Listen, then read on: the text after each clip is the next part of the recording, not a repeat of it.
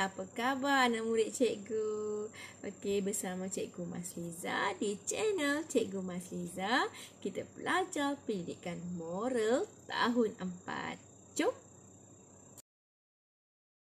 Hai, kita jumpa lagi pendidikan moral tahun 4, unit 8 keadilan, tema saya dan jiran, standard kandungan yang adil terhadap jiran. Baiklah murid-murid, objektif pelajaran kita ada 5. Ingat, memberikan contoh tentang keadilan, kemudian jelaskan kebaikan, kemudian nyatakan kesan dan ekspreskan diri, perasaan kamu, dan akhir sekali kamu perlu amalkan tindakan yang adil. Jadi lengkap 5 perkara ni objektif kamu akan menjadi seorang yang adil. Okey, di sini cikgu nak kongsi sedikit cerita. Okey, cuba tengok gambar ini. Tengok gambar ini betul-betul. Okey, ada satu perlawanan kriket. Okey, perlawanan kriket di mana kita tengok di mana pun kita kena ada keadilan. Tak kira lah kat mana pun, keadilan setiap masa perlu berlaku. Kalau kau tengok kat sini, apa maksud keadilan tu? Kalau tengok gambar yang pertama ni, okey, baju biru ni seorang yang badan besar, tinggi. Baju merah ni seorang yang kedua tertinggi lah. Dan yang purple ni orang yang rendah. Okey, ada 3 kotak di sini. Jadi maksud kesamaan, okey, kita boleh adil dari segi kesamaan. Kalau kesamaan, okey, maknanya seorang satu dapat tong ini dan mereka nak menyaksikan pertandingan pada hari itu. Jadi siapa yang untung? Kalau kita tengok, mestilah orang yang dapat melihat ni. Lelaki baju biru ni dia panjat atas ni, dia dapat melihat. Baju merah ni pun dapat tengok. Kecuali yang baju berwarna purple tak dapat tengok sebab dia rendah. Okey, walaupun kesamaan berlaku di sini, tetapi tak ada keadilan. Dia tak boleh nak tak berjaya lah untuk melihat 3 orang ni untuk melihat. Jadi apa patut buat? Kita perlu adil dan betul untuk tempat yang sesuai. Walaupun kita nak bagi sama rata, tak perlu, kita tengok apa yang sesuai. Jadi keadilan perlu berlaku di mana situasi yang sesuai kamu kena nilaikan betul-betul sepatutnya. Jadi walaupun ada 3 box kat sini, 3 kotak, tak semestinya beri seorang satu. Okey, sebab yang tinggi ni dia boleh tengok walaupun tanpa kotak. Jadi tak perlu bagi dia. Dia dapat menyaksikan pertandingan juga. Okey, bagi satu kepada baju merah ni, dia naik, okey, dia dapat melihat. Dan bagi 2 kotak kepada yang rendah ni, akhirnya dia percaya untuk melihat. Di sinilah berlakunya keadilan. Walaupun tidak ada kesamaan. Di sini ada 2 perkara yang kamu kena ingat. Okey, kesamaan dan keadilan. Okey, kamu perlu letakkan betul-betul. Ini ada satu situasi contoh. Jadi, cikgu nak kamu sentiasa mempunyai akal fikiran yang bijak untuk menentukan adil atau tidak adil. Okey, kita teruskan. Okey, di sini ada satu aktiviti permainan. Dalam buku teks, kamu boleh rujuk buku teks kamu di muka surat 70 dan 71. Okey, jiran yang adil. Ada permainan di sini. Kamu boleh bermain bermain bersama keluarga kamu, ibu, bapa, kakak, adik, abang ataupun saudara kamu. Dan sini cikgu terangkan bagaimana dan kita akan cuba bincangkan apa soalan yang sesuai. Okey.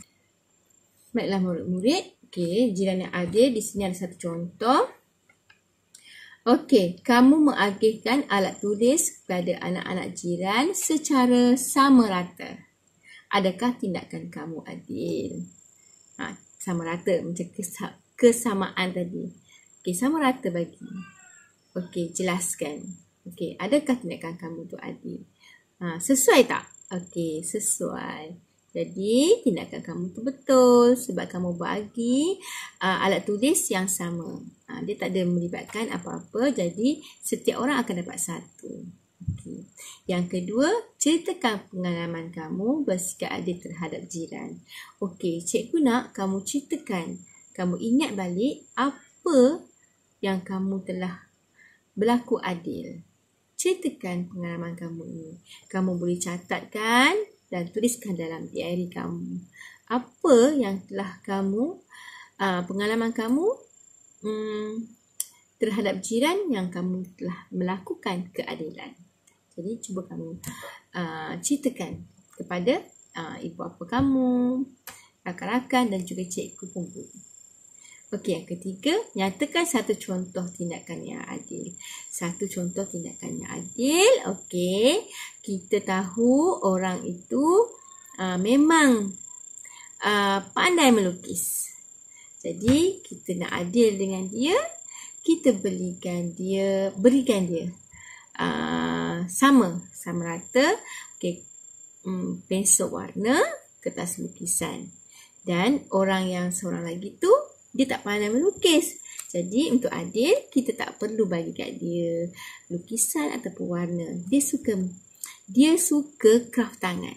Jadi kita boleh bagi kat dia craft tangan. Contohnya barang-barang terbuang yang dia suka, ataupun kita bagikan dia alat-alat craft tangan. Apa yang dia suka. Jadi itu nampak satu tindakan yang adil. Contoh.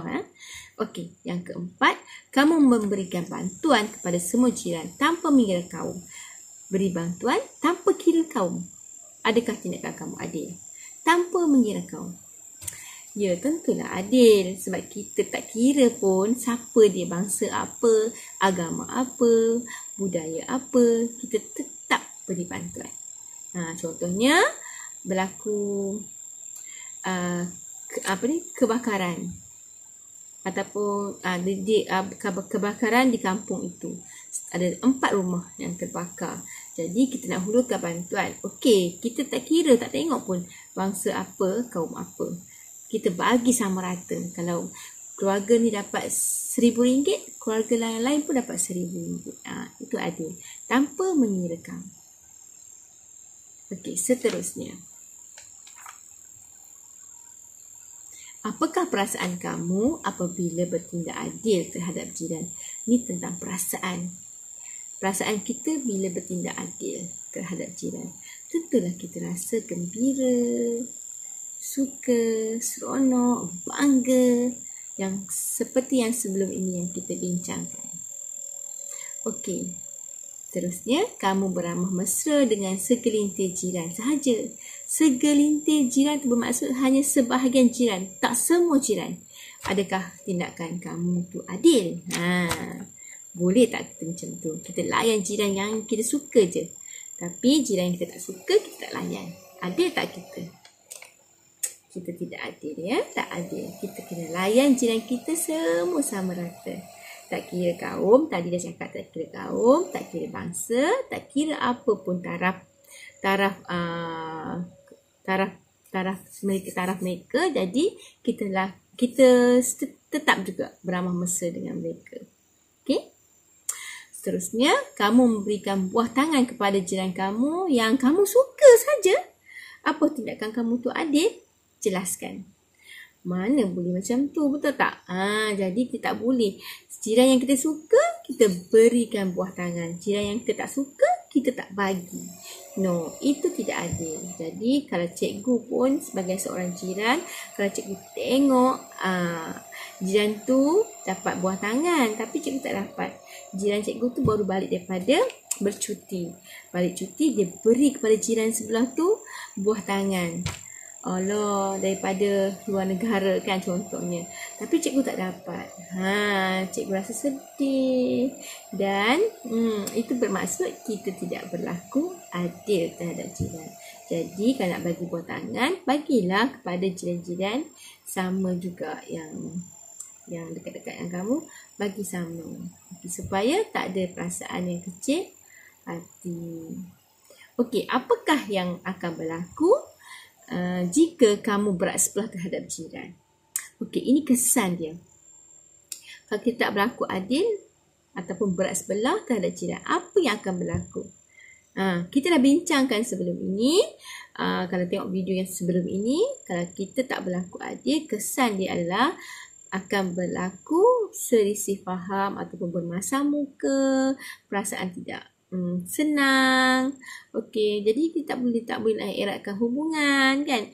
Jadi akan berlaku pergaduhan dan sebagainya, benda yang tidak elok. Jadi ingat, kalau tak berlaku adil, pasti akan ada kesan.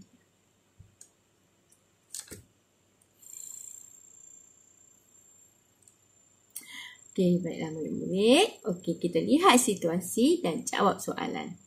Okey, di sini ada satu situasi. Apa dia? Saya hanya mengutip sampah di hadapan rumah jiran yang hadir ke aktiviti gotong royong.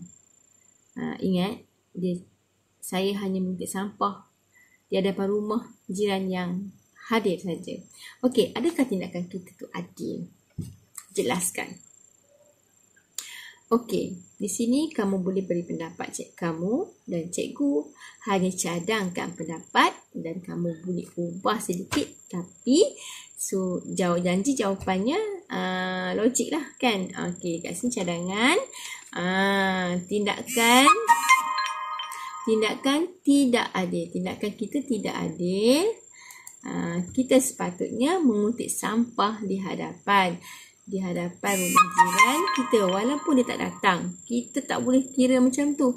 Jadi maknanya walaupun dia tak datang pada gotong royong, kita tetap mengutip sampah di depan rumahnya.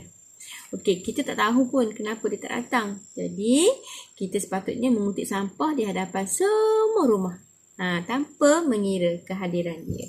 Jadi barulah kita adil. Okey, soalan yang kedua, berdasarkan situasi di atas, nyatakan kesan jika kita tidak bertindak adil terhadap jiran. Macam kita cakap tadi, kalau kita tak berlaku adil, kesannya ialah, jiran yang terlibat akan rasa kecil hati dan marah. Kemudian hubungan kita dengan jiran akan jadi renggang.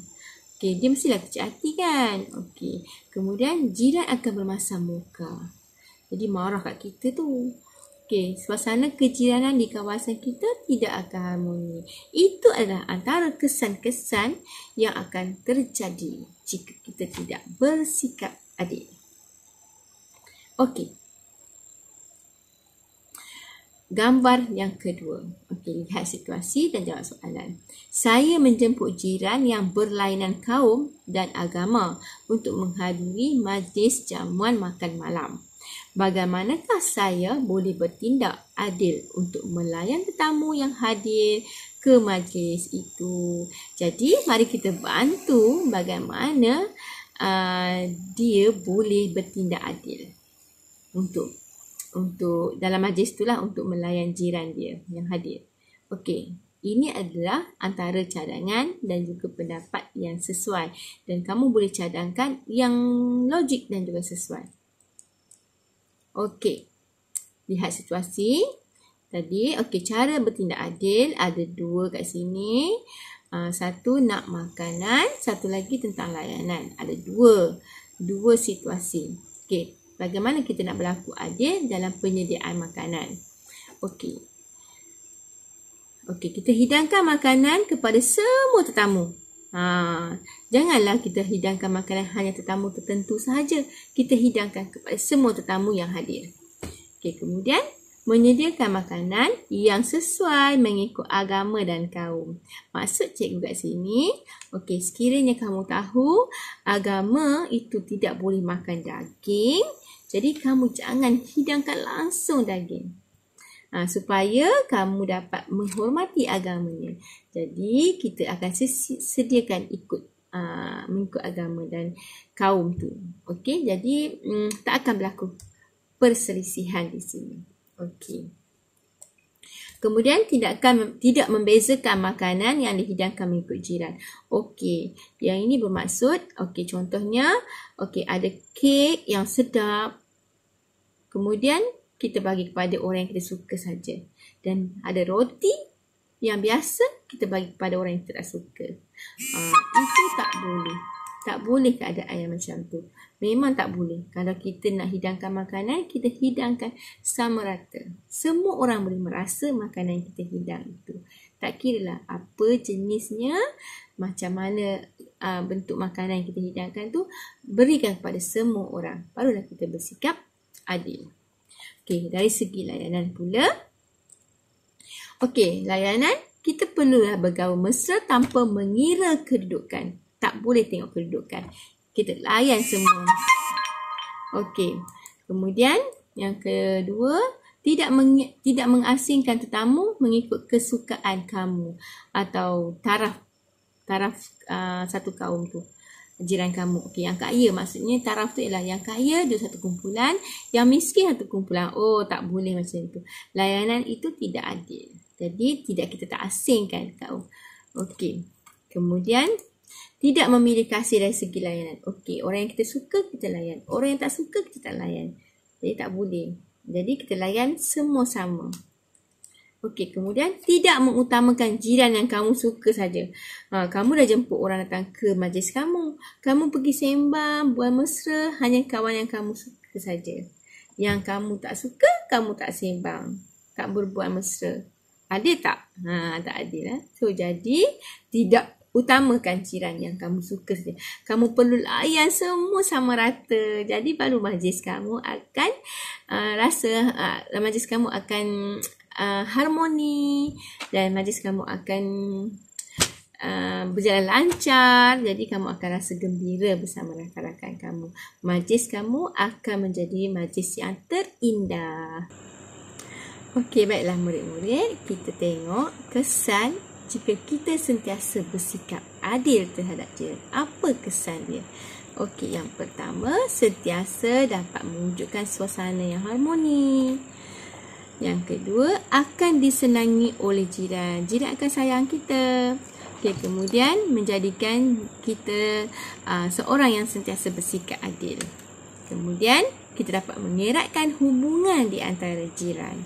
Okey, seterusnya, hidup dalam keadaan yang aman dan tenteram. Jika kita bersikap adil, hidup kita akan rasa seronok, gembira, happy. Secara langsung, kita hidup dalam keadaan yang aman dan tenteram. Okey, seterusnya, kita akan dihormati oleh jiran.